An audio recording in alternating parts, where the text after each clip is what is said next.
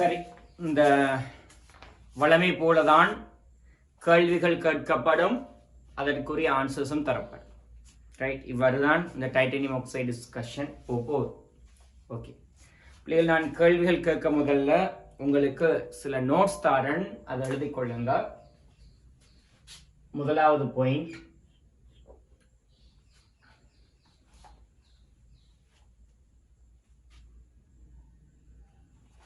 புவி ஓட்டில்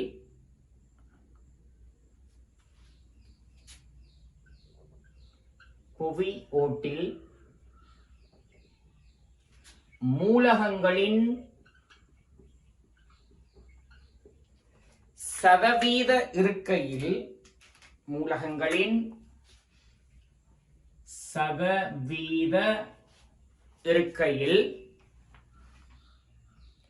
ஒன்பதாவது இடத்தில்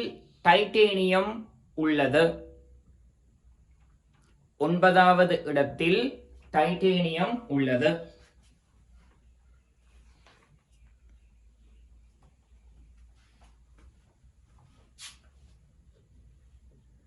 இரண்டாவது பாயிண்ட்,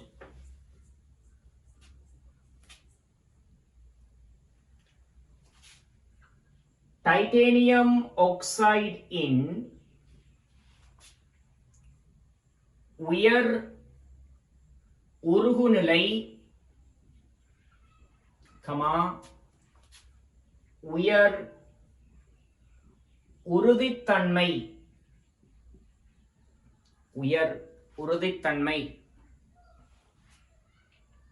காரணமாக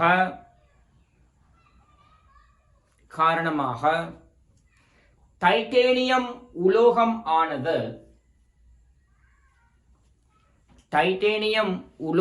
ஆனது இலகுவில் பிரித்தெடுக்கப்பட முடியாத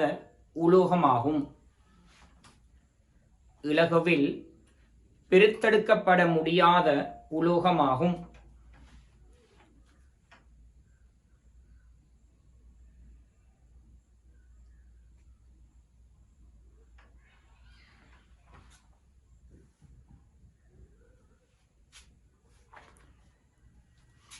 Third point,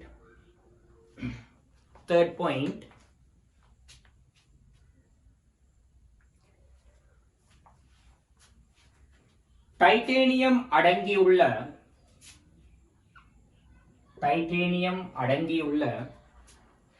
பிரதானமான கனியங்களாக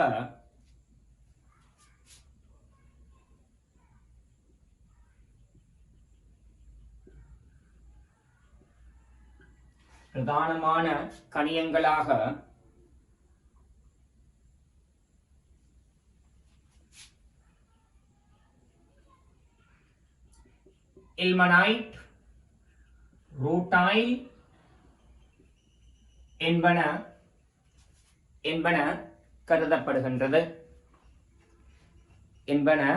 கருதப்படுகின்றது.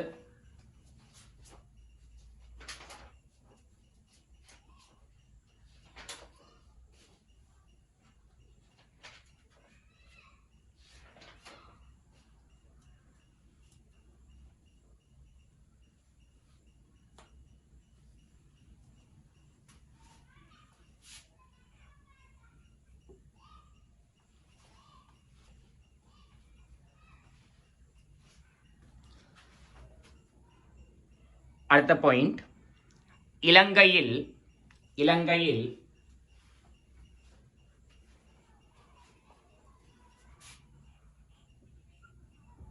புல்மோட்டை இனை சேர்ந்த கடற்கரை பகுதியில்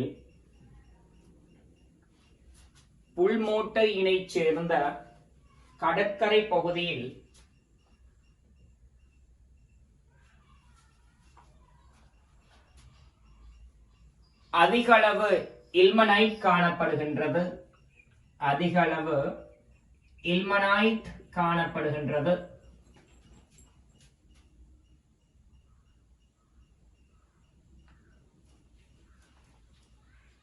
அடுத்த பாயிண்ட்,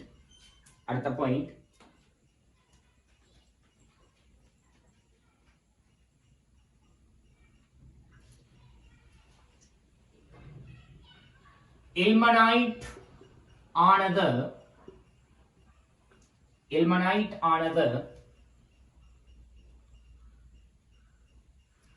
பிராக்கெட்ல சொல்லுங்க FeTiO3 FeTiO3 ilmenite-க்குரிய சூத்திரமாக நாங்க கொடுக்கிறது FeTiO3 ன்னு.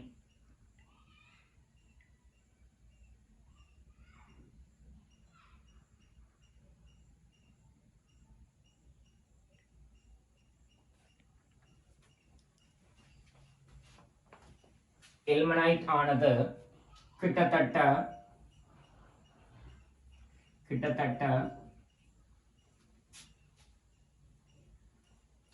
43 தொடக்கம் 61% டைட்டேனியம் ஆக்சைடு இணையும்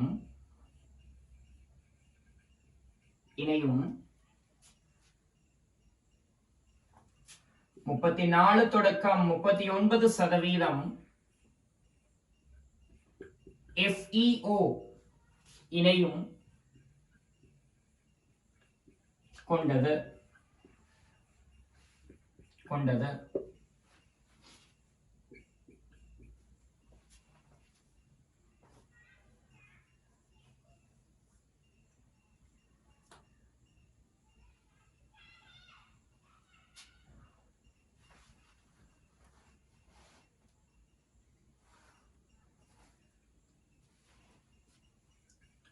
அடுத்த பாயிண்ட்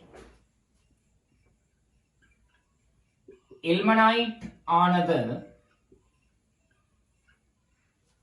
மெக்னீசியம், மெங்கன் போன்ற உலோகங்களையும்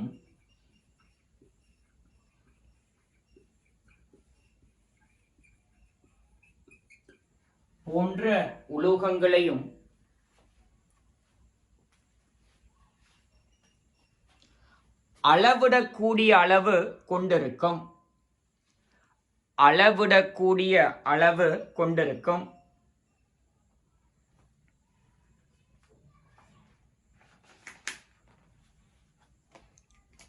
எனவே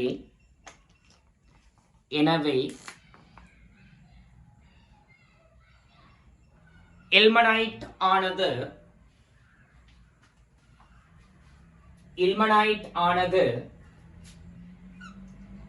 Fe மெக்னீசியம்,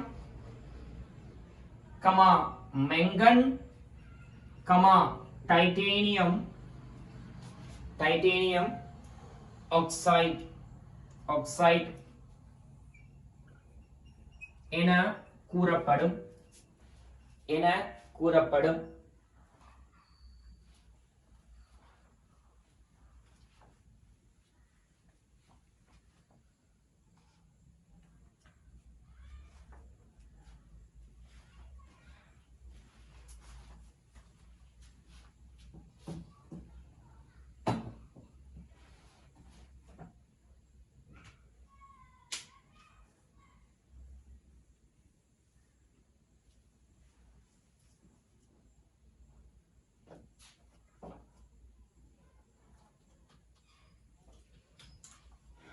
சரி பிள்ளைகள், ஓகே, இந்த நோட் இவ்வளவு போதியது. ரைட், இப்ப நம்மட முதலாவது கேள்வி எழுதுங்க. முதலாவது கேள்வி,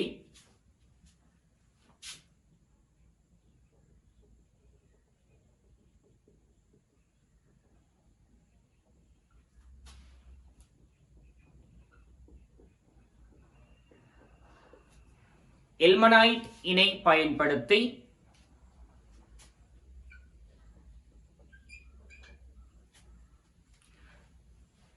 டைட்டேனியம் ஆக்சைடு உற்பத்தி இணை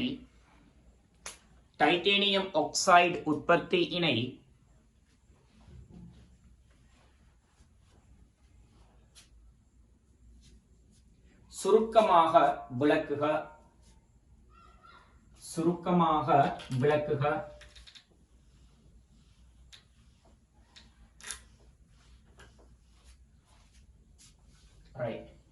பிள்ளைகள் நம்ம பார்க்க போற விடயம் என்னன்னு சொன்னால் நல்லா விளங்கிக் கொள்ளுங்க.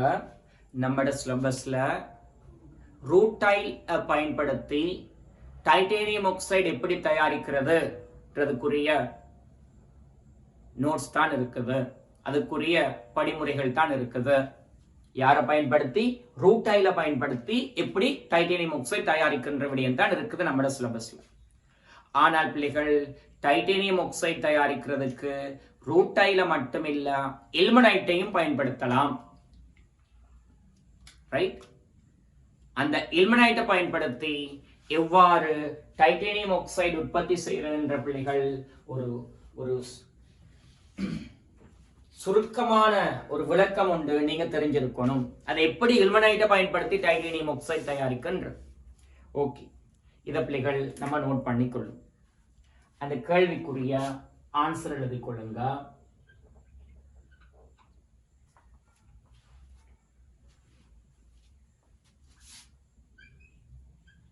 சல்பேட் செயன்முறையின் ஊடாக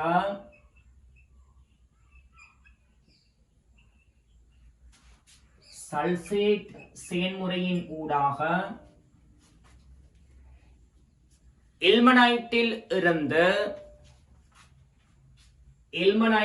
இருந்து ஏறத்தாழ 70 தொடக்கம்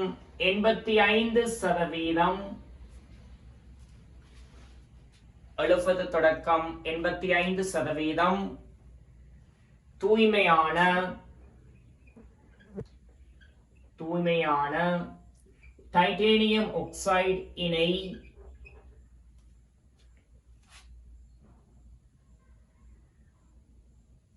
தயாரிக்க முடியும்.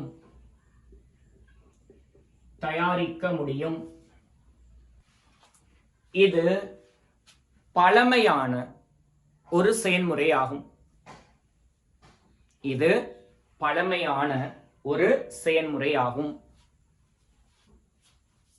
அடுத்த வரியில் எழுதுங்க.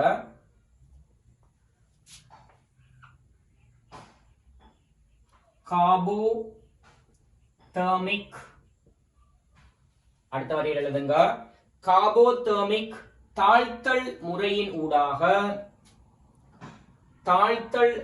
ஊடாக இல்மனைட்டில் உள்ள Fe ஆனது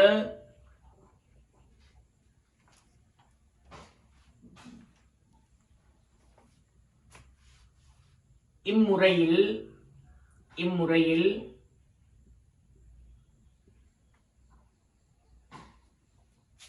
திரவ நிலையில் அகற்றப்படும்.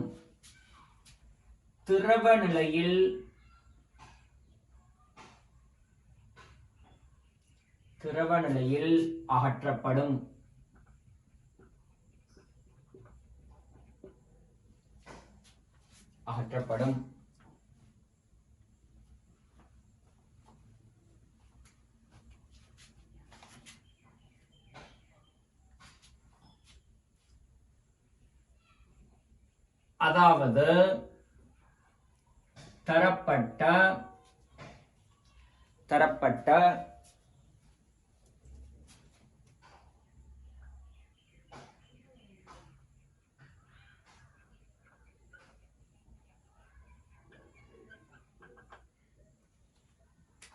இல்மனைட் மாதிரியானது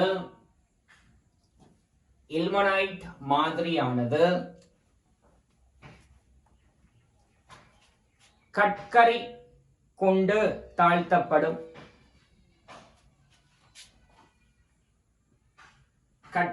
கட்கரின்றது யாருக்கு? கார்பனுக்கு. ரைட்? கட்கரி கொண்டு தாழ்த்தப்படும்.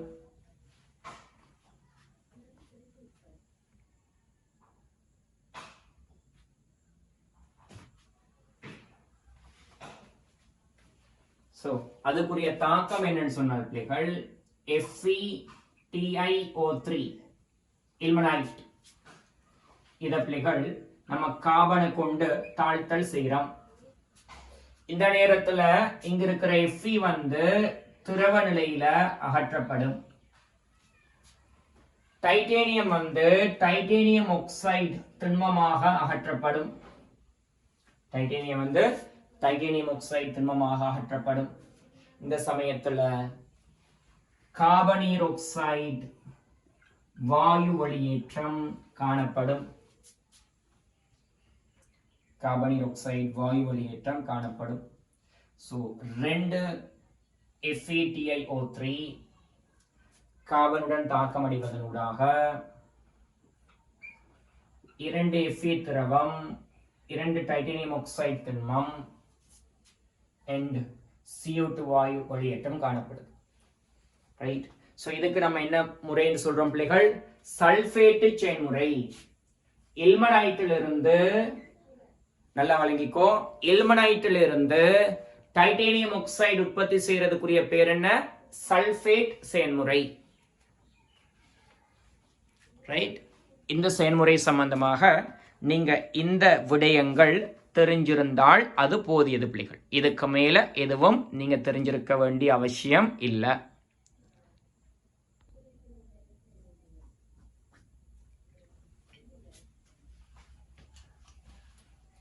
சரியா பிள்ளைகள்? அடுத்த தலைப்பு என்ன? ரூட்டைல் மூலம் டைட்டேனியம் ஆக்சைடு உற்பத்தி. ரைட்.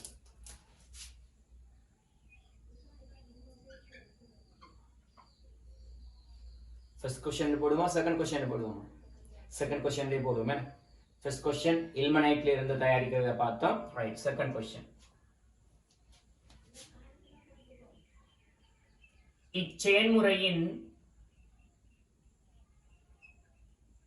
இச்செயல்முறையின் பெயர் என்ன?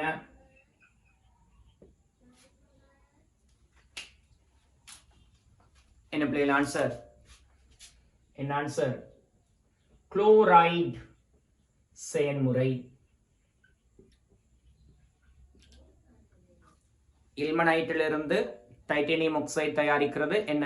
சல்பேட் செயல்முறை. ரூட்டைலிருந்து டைட்டேனியம் ஆக்சைடு தயாரிக்கிறது என்ன? குளோரைடு செயல்முறை.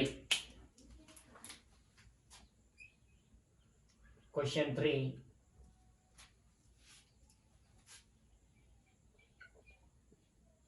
மூலப்பொருட்களை குறிப்பிடுக. மூலப்பொருட்களை குறிப்பிடுக. இந்த செயல்முறையில மூலப்பொருட்கள் என்னென்று குறிப்பிட சொல்ற.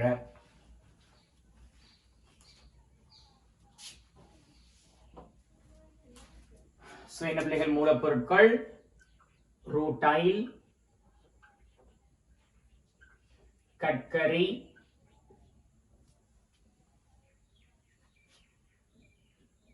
Cl2 and O2. Cl2 and O2.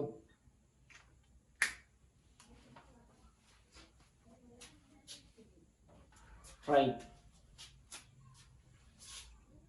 Fourth question. இச்செயல்முறையினை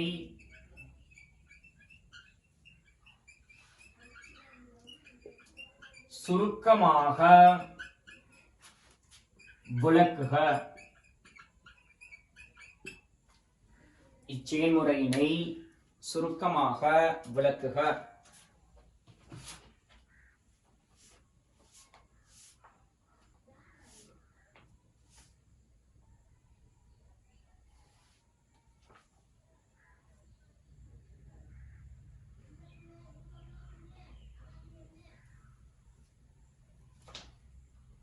right. கீழே ஆன்சர் எழுதுங்க. கீழே ஆன்சர் எழுதுங்க. இச்செயல்முறையினூடாக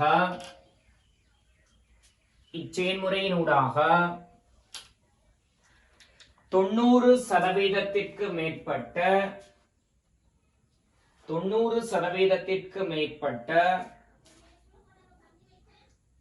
தூய டைட்டேனியம் ஆக்சைடு இணை தயாரிக்க முடியும்?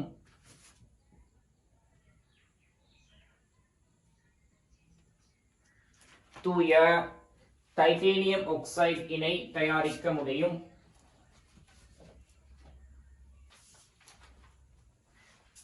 அடுத்த பாயிண்ட் எழுதுங்க பிள்ளைகள். அடுத்த பாயிண்ட் எழுதுங்க. ரூட்டைலில் அடங்கியுள்ள அசேதன மாசுக்களை அகற்றி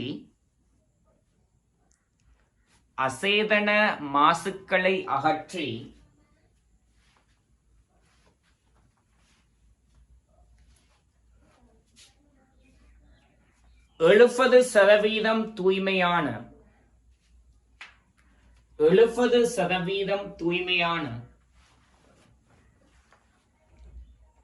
டைட்டேனியம் ஆக்சைடு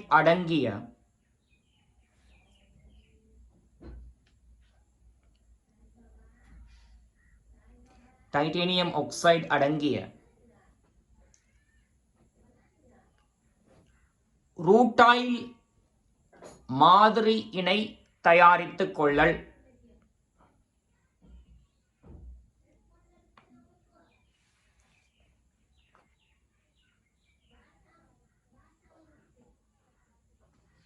ரூட்டைல் மாதிரியினை தயாரித்துக் கொள்ளல்.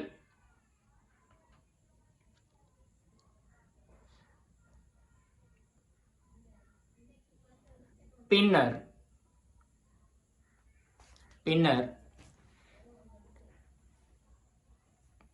அம்மாதிரி இணை கார்பன் உடன் தாழ்த்தி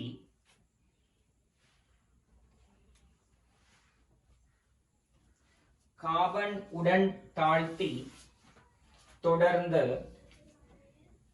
Cl2 உடன் ஒட்சியேற்றம் செய்தல்.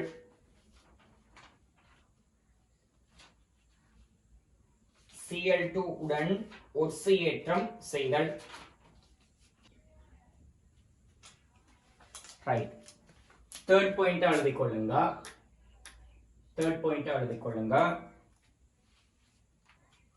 குளோரைடு செயல்முறையானது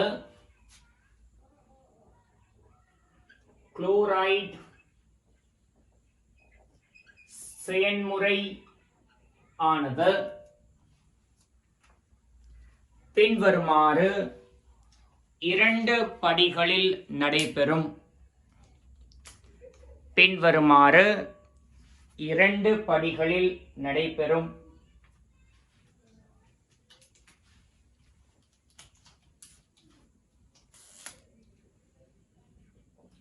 படி 1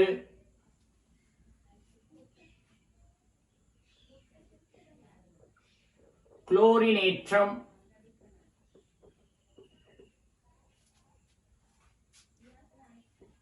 படி 2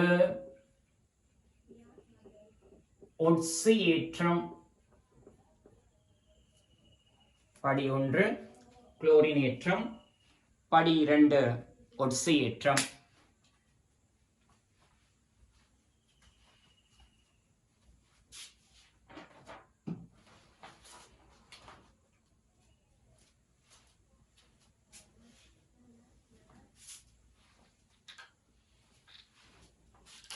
ரைட். அடுத்த வரியில சொல்லுங்க.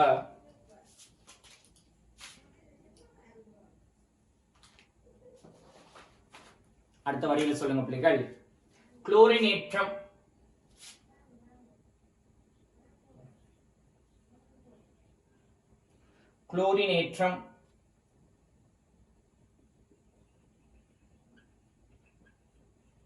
சரி. இந்த குளோரினேற்ற செயல்முறை பிள்ளைகள் நம்ம எளிமையாக ஒரு பாய்ச்சல் கோட்டு படத்தினூடாக பாருங்க. இந்த குளோரினேற்ற எவ்வாறு நிகழுதுன்னு சொன்னால், நம்ம என்ன செய்ய போறோம் பிள்ளைகள், ரூட்டைல் இவரையும் கட்கரி எடுத்தோம் தானே, கட்கரி அவங்க 2 பேரையும் சேர்த்து அவங்க ரெண்டு பேரையும் சேர்த்து பிள்ளைகள் நம்ம என்ன செய்ய போறோம் சொன்னால் வெப்பமேற்ற போறோம்.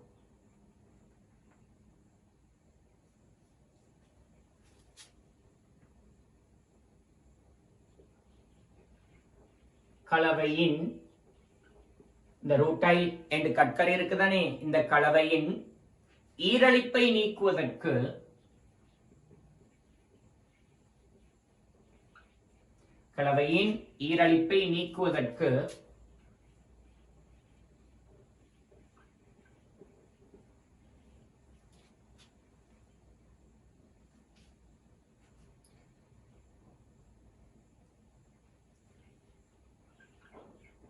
வெப்பமேற்றல் அல்லது உலர்த்தல். வெப்பமேற்றப்படுகின்ற வெப்பநிலை புள்ளிகள் 200 தொடக்கம் 300 பாகை சி வெப்பநிலைக்கு வெப்பமாக்கும். இந்த ரூட்டைல் அண்ட் கற்கரி அந்த ரெண்டு கலவையிடையும் ஈரலிப்பு இல்லாம செய்யறதுக்காக வேண்டி அந்த கலவைய 200 தொடக்கம் 300 பாகை சி வெப்பநிலைக்கு வெப்பமாக்கும். இது நம்ம செய்ய வேண்டிய முதல் காரியம். இந்த குளோரினேற்றத்துல நம்ம செய்ய வேண்டிய முதல் காரியம். ரைட். சோ இதனூடாக நம்மளுக்கு என்ன கிடைக்கும் பிள்ளைகள்? உலர்ந்த ரூட்டைல் அண்ட் கற்கரை கலவை நம்மளுக்கு கிடைக்கும். உலர்ந்த ரூட்டைல் அண்ட் கற்கரை கலவை கிடைக்கும். இந்த கலவையை நம்ம என்ன செய்ய போறோம்னு சொன்னால் இவ்வாறு கிடைக்கின்ற உலர்ந்த ரூட்டைல் மற்றும் கற்கரை கலவை, இந்த கலவையை நம்ம என்ன செய்ய போறோம் சொன்னால் கிட்டத்தட்ட 950 பாகை சிக்கு வெப்பமாக போறோம். இப்படி வெப்பமாக்கி அந்த தொகுதிக்குள்ள ஏற்கனவே உலர்ந்த ரூட்டைலும் கற்கரையும் தான் இருக்கு. அந்த தொகுதியை 950 பாகை சிக்கு வெப்பப்படுத்தி அதுக்குள்ள Cl2 வாயு தாரை அனுப்ப போறோம். Cl2 வாயு தாரைன்னு சொல்றது பிள்ளைகள் அடர்ந்த Cl2 வாயுவா அனுப்புறோம். எவ்வாறு நீர் ஓடுமோ, நீர் போறது நம்மளுக்கு வழங்குமோ, அதே போல அந்த Cl2 வாயு தாரையும் போறது நம்மளுக்கு வழங்கும். அவ்வாறு அடர்ந்த Cl2 வாயுவை நம்ம அனுப்ப போறோம். இந்த நேரத்துல பிள்ளைகள் 2 ரசாயன தாக்கங்கள் நடைபெறும்.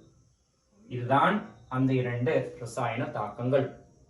பிள்ளைகள் இந்த 2 ரசாயன தாக்கங்களையும் விளைவில் தாக்கத்தை நான் கீழே எழுதி இருக்கிறேன்.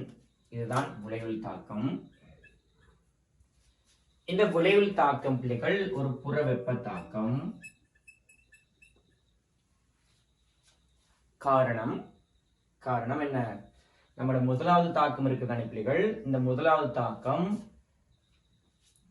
போது கார்பனும் ஆக்சிஜனும் தாக்கம் அடைந்து CO2 உருவாகுது. கார்பனும் ஆக்சிஜனும் தகனம் அடைந்து CO2 உருவாகுது. உனக்கு தெரியும் தகன தாக்கங்கள் புற வெப்ப தாக்கங்கள். இந்த கார்பனும் ஆக்சிஜனும் தகனம் அடைந்து CO2 உருவாகிறது பிள்ளைகள் அதிக புற வெப்ப தாக்கம். இந்த முதலாம் தாக்கம் என்ன? ஒரு புற வெப்ப தாக்கம். இதன் காரணமாக இங்க வார முதலாம் தாக்கத்தை இரண்டாம் தாக்கத்தை கூட்டி வார இந்த தாக்கம் இருக்கு, இதுவும் புற வெப்ப தாக்கமாக அமையும். சரியா பிள்ளைகள்? இந்த விடயத்தை எழுதிட்டு கீழே ஒரு ஸ்டார் மார்க் போட்டு எழுதுங்க. டைட்டேனியம் குளோரைடின் கொதிநிலை 134 பாகை சி ஆகும். எனவே மேற்படி தாக்கம் நடைபெறுகின்ற வெப்பநிலையில்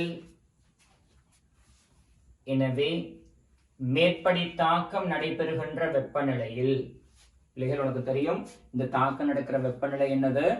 950 பாகை சி வெப்பநிலை. 950 பாகை சி வெப்பநிலை. ரைட். மேற்படி தாக்கம் நடைபெறுகின்ற வெப்பநிலையில் உருவாகின்ற டைட்டேனியம் குளோரைடு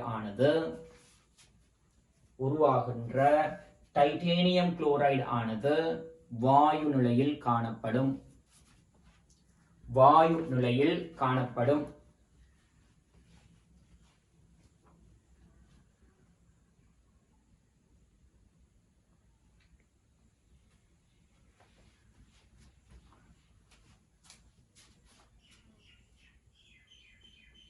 அடுத்த ஸ்டாமாக்க எழுதுங்க. அடுத்த ஸ்டாமாக்கா எழுதுங்க.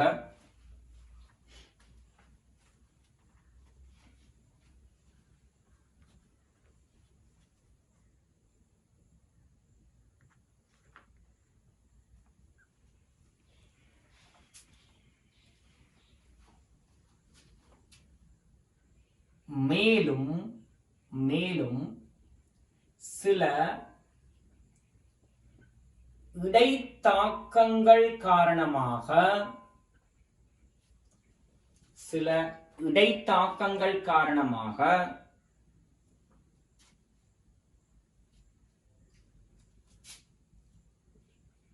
HCl, கார்பன் ஓராக்சைடு போன்ற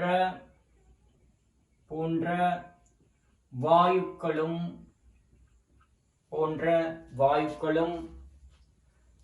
மேற்படி விளையுள்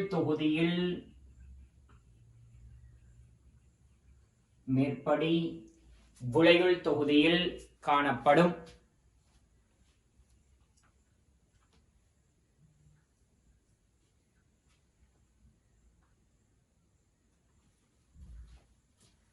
அடுத்த ஸ்டாமாக்கா எழுதுங்க. எனவே மேற்படி விளையுள் தொகுதியானது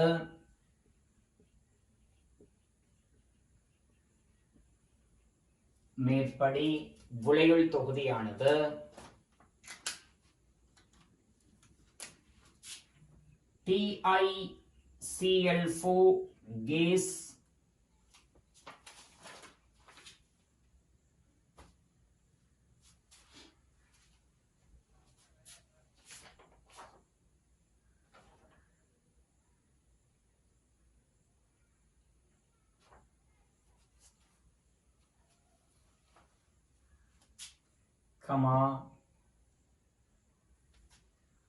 மேலதிக Cl2 கேஸ்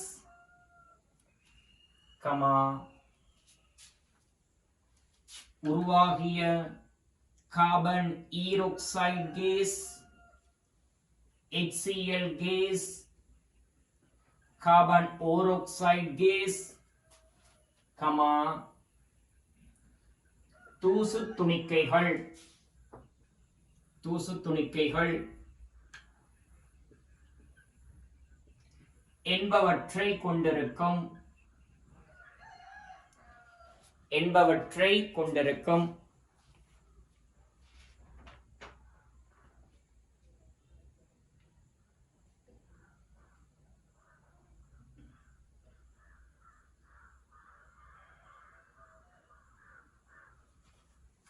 சரியா பிள்ளை? சோ நம்ம உலர்ந்த ரூட்டைல் மற்றும் கற்கரை கலவைய 950 பாகை சிக்கு வெப்பப்படுத்தி அதுக்குள்ள Cl2 வாயு தாரையை நம்ம அனுப்புறோம்னு சொன்னால் பிள்ளைகள், நம்மளுக்கு விளைவாக கிடைக்க போறது TiCl4 கேஸ் விளைவாக கிடைக்குது. என மேலதிக Cl2 கேஸ் விளைவாக கிடைக்குவேன். Cl2 case மிகையாக செலுத்தப்படுது. கார்பன் ஈராக்சைடு வாயு கிடைச்சிருக்கும். and சில இடைத்தாக்கங்கள் காரணமாக HCl கேஸ், கார்பன் ஓராக்சைடு கேஸ் என்பன கிடைச்சிருக்கும்.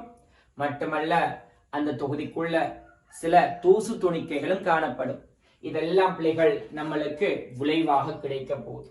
இப்ப இந்த விளைவில் தொகுதியை என்ன செய்ய போறோம்னு சொன்னால், இந்த விளைவில் தொகுதிய பிள்ளைகள்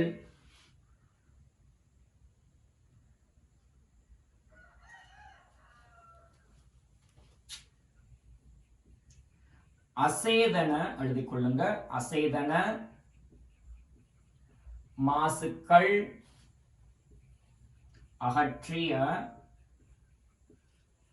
விளையுள் வாயு தொகுதியை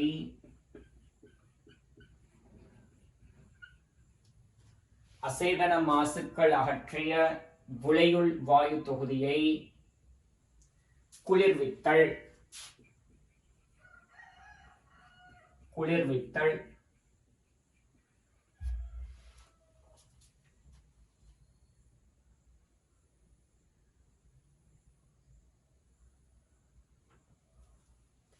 ரைட். சோ இங்க இருக்கிற அசேதன மாசுக்கள் சொன்ன என்ன, Cl2 கேஸ் இருக்கு, கார்பனீர் ஆக்சைடு, HCl, CO2. இந்த அசேதன மாசுக்கள் எல்லாத்தையும் அகற்றி கிடைக்கிற விளைவில் தொகுதியை குளிர்விக்கிறோம் பிள்ளைகள். இவ்வாறு குளிர்விப்பதன் ஊடாக நம்மளுக்கு திரவ டைட்டேனியம் குளோரைடு விளைவிக்கப்படும். திரவ டைட்டேனியம் குளோரைடு விளைவிக்கப்படும். இதைத்தான் பிள்ளைகள் நம்ம சொல்றோம் குளோரினேற்றம் சொல்றோம். இதுதான் நம்ம என்ன பெயர் கொண்டு அழைக்கிறோம், குளோரின் ஏற்றம் பெயர் கொண்டு அழைக்கிறோம். ஓகே.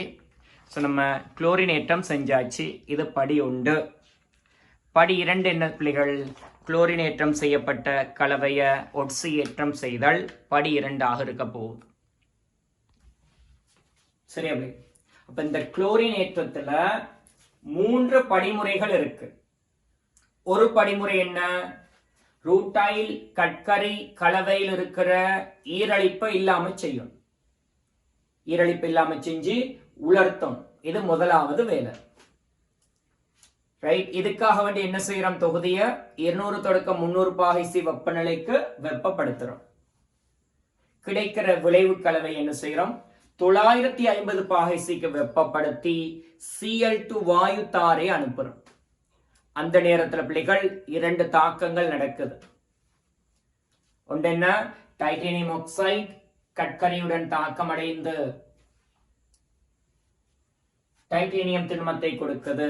CO2 வாயு வெளியேற்றம் இருக்குது. ஆக இது ஒரு புற வெப்ப தாக்கமா இருக்கும்.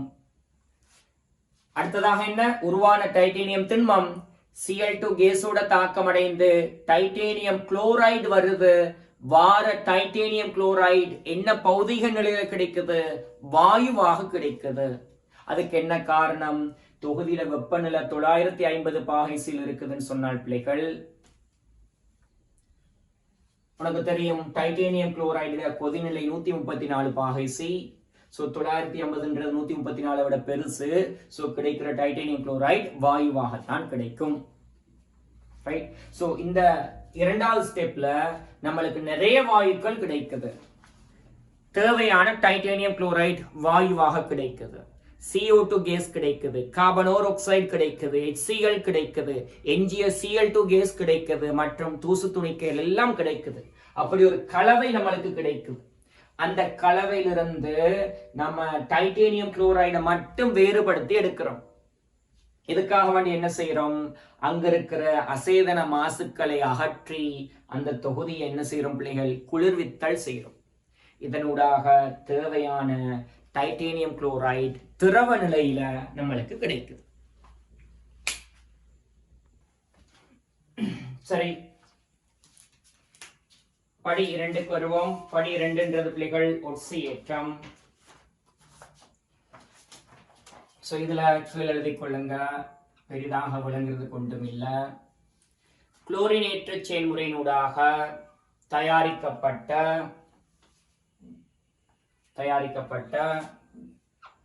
டைட்டேனியம் குளோரைடு திரவமானது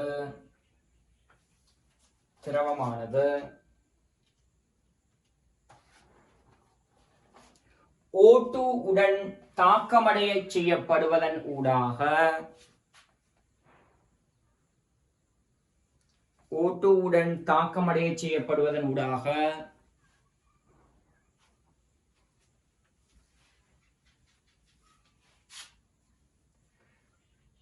90% மேற்பட்ட டைட்டேனியம் ஆக்சைடு தயாரிக்கப்படும்.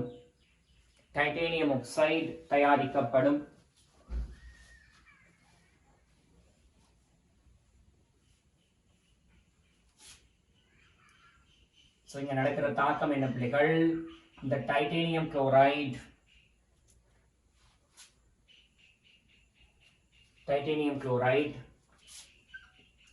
திரவ நிலையில கிடைச்சது.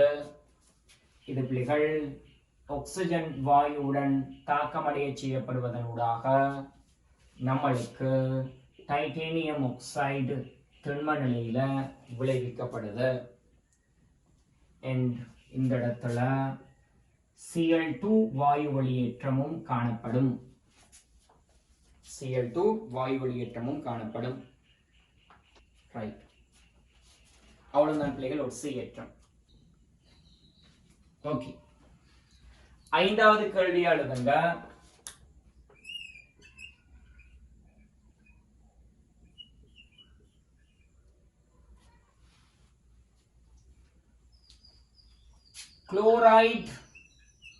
குளோரைடு செயல்முறையின் ரசாயன தாக்கங்கள் யாவற்றையும் குறிப்பிட்டு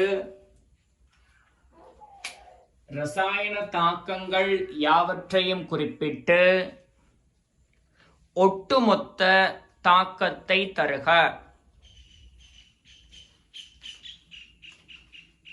ஒட்டுமொத்த தாக்கத்தை தருக.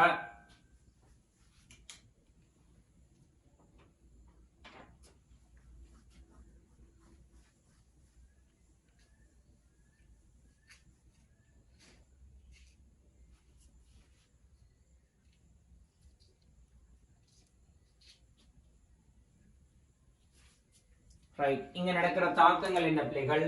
முதலாவது, ரூட்டைல் இருக்கிற டைட்டேனியம் ஆக்சைடு திண்மம் கற்கரியுடன் தாக்கமடைய செய்யப்படுது.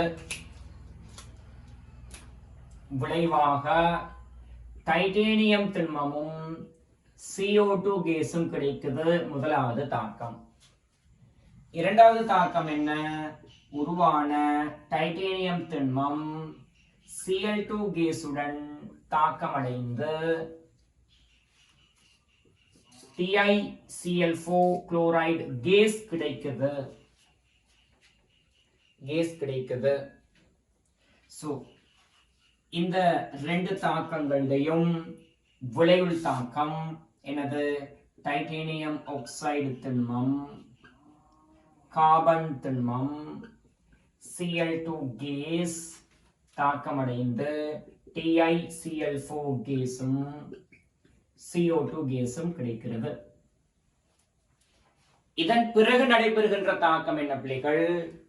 நம்ம உருவாக்கிய டைட்டேனியம் குளோரைடு கேஸ் ஆனது யாரோட தாக்கமடையுது?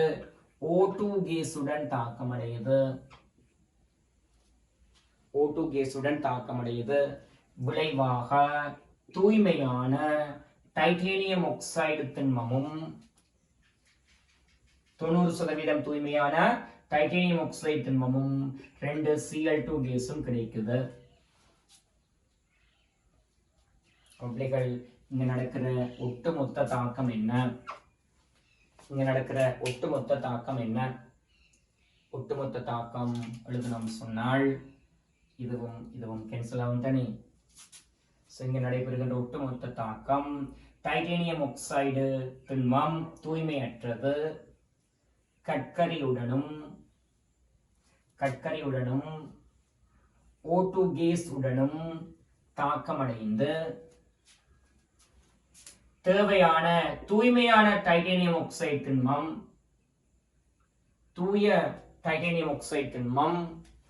and Cl2 கேஸ் and பக்க விளைவு CO2 கேஸ் என்பன விளைவாக கிடைக்குது.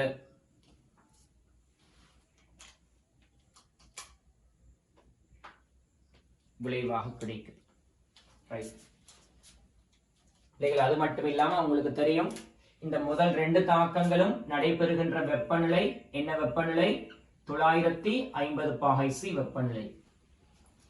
950 பாகை சி வெப்பநிலை.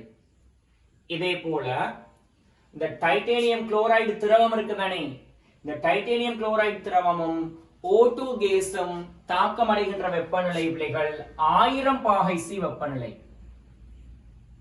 1000 பாகை சி வெப்பநிலை. 1000 பாகை சி வெப்பநிலைன்னு சொன்னால் பிள்ளைகள் டைட்டேனியம் குளோரைடு திரவமாக இருக்குமா? இல்ல. யாராக இருக்கும்? மீண்டும் வாயுவாக மாற்றமடையும். ஏன்? டைட்டேனியம் குளோரைடோட கொதிநிலை 134 பாகை சி. ஸோ 1000 பாகை சியில் இந்த தாக்கம் நடக்குதுன்னு சொன்னால் டைட்டேனியம் குளோரைடு மீண்டும் யாராக மாற்றமடையுது? வாயுவாக மாற்றமடையுது. ரைட்? ஓகே, சரி. அப்ப பாருங்க பிள்ளைகள், நம்மளோட ஒட்டுமொத்த தாக்கம் இந்த எழுதப்பட்டு இருக்கு.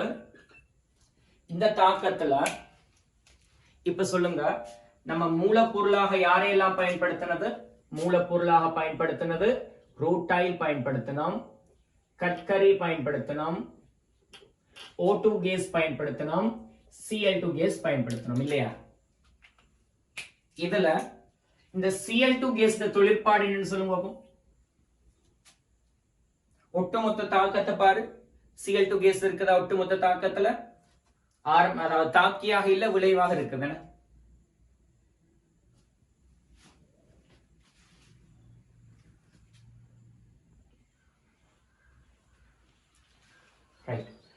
நான் ஆரம்பத்துல இந்த தாக்கம் சமப்படுத்தி இருந்தது பிழையா இருந்துச்சு.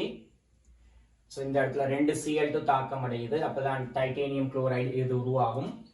ஸோ 2 Cl2 தாக்கம் அடையுது. அப்ப இங்க இருக்கிற 2 Cl2வும் இந்த Cl2வும் கேன்சல் ஆகுது. எனவே ஒட்டுமொத்த தாக்கத்தை பார்த்தீங்கன்னு சொன்னால் பிள்ளைகள், அதுல Cl2 கேஸ் இருக்கா. எனவே நம்ம சொல்லலாம், இந்த ரூட்டைல் இருந்து டைட்டேனியம் ஆக்சைடு தயாரிக்கிற இந்த தாக்கத்துல Cl2 வந்து ஒரு ஊக்கியாக செயற்பட்டிருக்குதுன்னு சொல்லலாம். ரைட்? ஒரு ஊக்கியாக செயற்பட்டிருக்குதுன்னு சொல்லலாம். அதே போல நம்முடைய இந்த மூணாவது தாக்கத்தை பார்த்தீங்கன்னு சொன்னால், நம்முடைய இந்த மூணாவது தாக்கத்துல Cl2 விளைவாக இருக்குதானே. அந்த விளைவாக இருக்கிற Cl2 நான் என்ன செய்யலாம்? இரண்டாவது தாக்கத்துக்கு தாக்கியாக கொண்டு போகலாம் தானே. மூன்றாம் தாக்கத்தில் விளைவாக கிடைக்கின்ற Cl2வை இரண்டாவது தாக்கத்தில் தாக்கியாக கொண்டு போகலாம். எனவே இந்த இடத்துல Cl2 நம்ம என்ன செய்யலாம் பிள்ளைகள்? மீள் சுழற்சிக்கு உட்படுத்தலாம். அதே போல ரூட்டைல் இருந்து டைட்டேனியம் ஆக்சைடு தயாரிக்கிற நேரம் நம்மளுக்கு ஒரு விளைவு கிடைக்குது, கார்பனீர் ஆக்சைடு. இது நம்மளுக்கு தேவையான விளைவு இல்லை. இந்த கார்பனீர் ஆக்சைடு ஒரு பக்க விளைவு. சூழலுக்கு விரயமாக்கப்பட்டால், சூழலுக்கு செலுத்தப்பட்டால் நம்ம இந்த சூழல்ட வெப்பநிலை அதிகரிக்கும். இது ஒரு பாதகமான ஒரு விடயமாக இருக்கு. ஸோ டைட்டேனியம் ஆக்சைடின் பாதகம் என்னன்னு கேட்டால், பக்க விளைவாக கிடைக்கின்ற CO2 சூழலுக்கு விரயமாக்கப்படல் ஒரு பாதகமான விளைவாக இருக்க போகுது. சரி, அப்படி இவ்வளவு தான் என்ன டைட்டேனியம் ஆக்சைடு ரூட்டைல் இருந்து டைட்டேனியம் ஆக்சைடு தயாரிக்கிறது சம்பந்தமாக நீங்க தெரிஞ்சிருக்க வேண்டிய விடயங்கள். ரைட்? இவ்வளவு தான் பிள்ளைகள் நீங்க தெரிஞ்சிருக்கணும். பிள்ளைகள் ஆறாவது கேள்வியாக எழுதுங்க.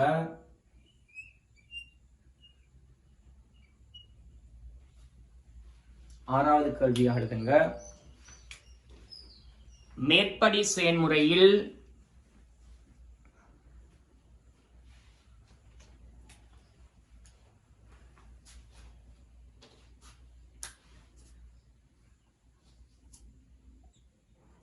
மேற்படி செயல்முறையின் மேற்படி செயல்முறையின் பாதகம் என்ன?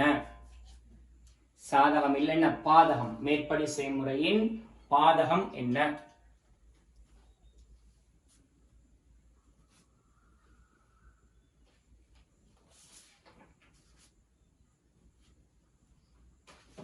என்ன பிள்ளைகள் ஆன்சர்? பக்க விளைவாக கிடைக்கும் CO2 வாயுவானது பக்க விளைவாக கிடைக்கும் CO2 வாயுவானது சூழலுக்கு விடுவிக்கப்படுவதன் காரணத்தால் பூகோளம் அல்லது என்ன புவி வெப்பமாதலுக்கு உட்படும். புவி வெப்பமாதலுக்கு உட்படும்.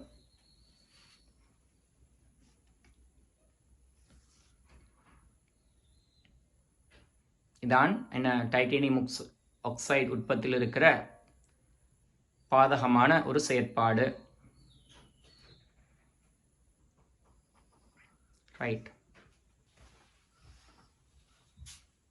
அடுத்ததாக ஒரு நோட் ஒன்று எழுதுங்க.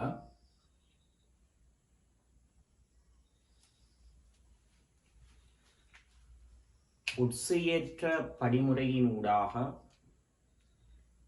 விளைவிக்கப்படுகின்ற Cl2 வாயுவானது மீள் சுழற்சி செயல்முறையின் ஊடாக மீண்டும் குளோரினேற்ற படிமுறைக்கு செலுத்தப்படும்.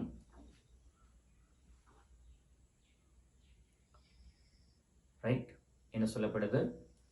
நம்மட ஒட்சியற்ற படிமுறையில் பிள்ளைகள் டைட்டேனியம் குளோரைடு ஆக்சிஜனுடன் தாக்கமடைந்து டைட்டேனியம் ஆக்சைடும் Cl2 வாயுவும் விடுவிக்கப்படுது. இவ்வாறு விடுவிக்கப்படுற Cl2 வாயுவை மேல் சுழற்சி செயல்முறையினூடாக நம்ம மீண்டும் குளோரினேற்ற படிமுறையில் தாக்கமடைய செய்கிறோம். ரைட், தொடர்ந்து எழுதுங்க. மேலும் இங்கு Cl2 வாயுவானது ஓர் ஊக்கியாக செயற்படுகின்றது. என் பிள்ளைகள், நம்மட ஒட்டுமொத்த தாக்கத்தை பார்த்தோம் சொன்னால் அந்த ஒட்டுமொத்த தாக்கத்துல Cl2 கேஸ் இருந்துச்சா? இருக்க இல்லை. எனவே Cl2 கேஸ் ஒரு ஊக்கியாக செயற்பட்டு இருக்குது. ரைட், அவ்வளவுதான். சரி பிள்ளைகள், 7வது கேள்வி.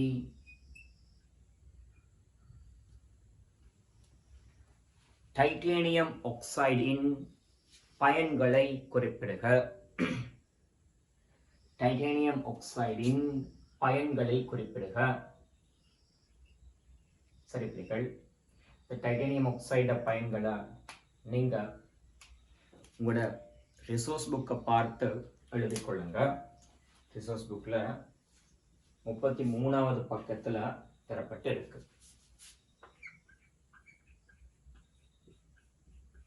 டைட்டேனியம் ஆக்சைடின் பயன்கள் அதை பிள்ளைகள் நீங்க பார்த்து எழுதிக் கொள்ளுங்க.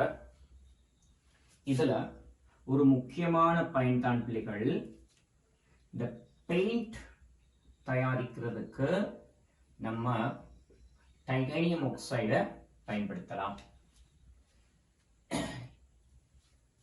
இந்த பெயிண்ட் தயாரிப்புக்கு பிள்ளைகள் டைட்டேனியம் ஆக்சைடு மட்டுமல்ல, ஜெடன் ஆக்சைடு பயன்படுத்தப்படும். சைனா கிளேன்னு சொல்லி ஒரு பதார்த்தம் பயன்படுத்தப்படும். இந்த பதார்த்தங்கள் என்ன செய்ய போகுதுன்னு சொன்னால் பிள்ளைகள், அந்த பெயிண்ட் பளபளப்புக்கு, அந்த பெயிண்ட் பிரகாசத்துக்கு காரணமாக அமைய போகும். ரைட், இதுக்கு காரணம் இவற்றின் அதி உயர் முறிவு சுட்டி. இப்ப இவங்க 3 பேருடையும் முறிவு சுட்டியை நீங்க அவதானிச்சீங்கன்னு சொன்னால், இவங்க 3 பேருடையும் முறிவு சுட்டி அவதானிச்சீங்கன்னு சொன்னால் பிள்ளைகள், டைட்டேனியம் ஆக்சைட முறிவு சுட்டி 2.7 இருக்க, ஜெடன் ஆக்சைட முறிவு சுட்டி 2.0 இருக்கு. சைனா கிளேயின் முறிவு சுட்டி 1.6 இருக்கு.